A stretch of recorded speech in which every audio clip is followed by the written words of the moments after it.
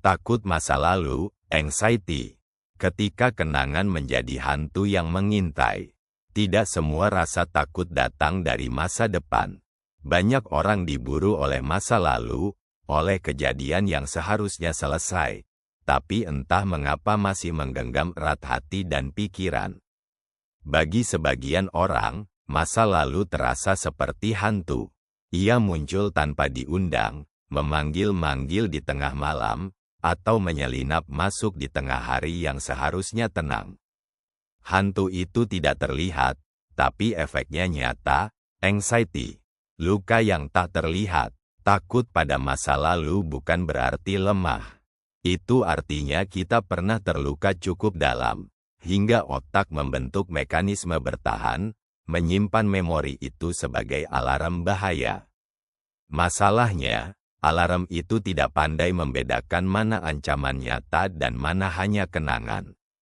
Sehingga setiap kali ada hal yang mengingatkan kita pada masa lalu, tubuh bereaksi seolah bahaya itu hadir lagi di depan mata, jantung berdegup cepat, napas pendek, pikiran kacau.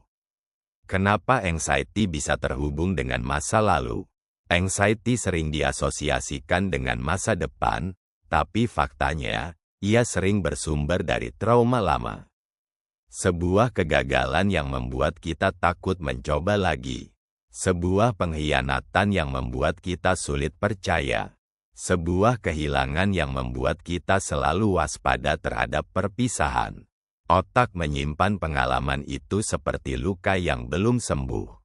Setiap kali kita mendekati situasi serupa, luka itu terbuka kembali, membuat rasa takut meledak tanpa kendali. Menerima, bukan menghapus. Kita tidak bisa menghapus masa lalu, tapi kita bisa belajar berdamai dengannya.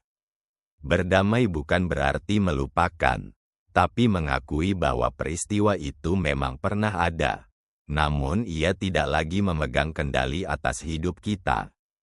Kadang caranya bukan dengan melawan kenangan, tapi mengizinkannya lewat tanpa kita kejar atau usir. Seperti melihat awan gelap di langit, ia ada, tapi kita tahu ia akan bergerak pergi. Menjinakkan hantu, takut pada masa lalu adalah hal yang manusiawi. Yang penting, kita tidak membiarkan rasa takut itu mengatur arah langkah kita hari ini. Anxiety mungkin tidak akan hilang sepenuhnya, tapi ia bisa dijinakkan. Dan setiap kali kita berani berjalan meski hati bergetar, itu adalah kemenangan kecil, sebuah tanda bahwa masa lalu tidak lagi menjadi penjara, melainkan guru yang diam-diam membentuk kita. Belajar hidup dengan bekas luka. Banyak orang mengira penyembuhan berarti menghapus seluruh jejak luka. Padahal, itu hampir mustahil. Luka yang pernah membentuk kita akan selalu meninggalkan bekas, baik di ingatan maupun di hati.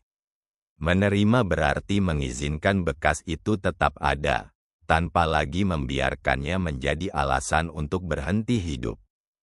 Kenapa menghapus justru menyakitkan? Semakin kita berusaha keras melupakan, semakin ingatan itu justru melekat. Otak kita tidak pandai memahami instruksi, jangan pikirkan itu, karena setiap kali kita berkata begitu, kita justru memanggil kembali gambar, suara, dan rasa yang ingin kita hindari. Menerima adalah jalan yang lebih lembut, mengakui bahwa masa lalu adalah bagian dari cerita hidup kita, dan bagian itu tidak perlu dibuang untuk kita bisa bahagia.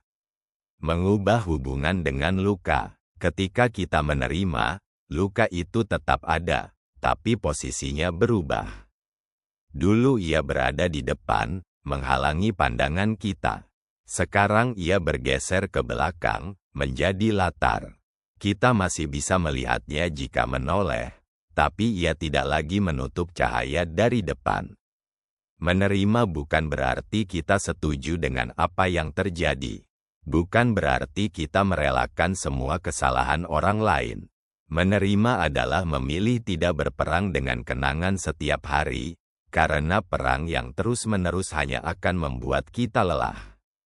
Hidup yang lebih ringan. Saat kita berhenti menghapus, kita berhenti memaksa hidup menjadi sempurna tanpa masa lalu. Kita mulai memberi ruang untuk bahagia meski ada bekas luka, seperti kayu yang retak tapi dipoles menjadi meja indah. Seperti kain yang sobek tapi dijahit dengan motif baru. Luka menjadi bagian dari keindahan kita, bukan noda yang harus dihapus. Hidup akan selalu membawa cerita yang ingin kita buang. Namun, kebijaksanaan hidup justru datang saat kita memutuskan untuk merawat diri dengan kelembutan, menggenggam luka dengan penerimaan, dan berjalan terus sambil berkata, "Aku tidak akan menghapus masa laluku, karena ia adalah bukti bahwa aku pernah berjuang."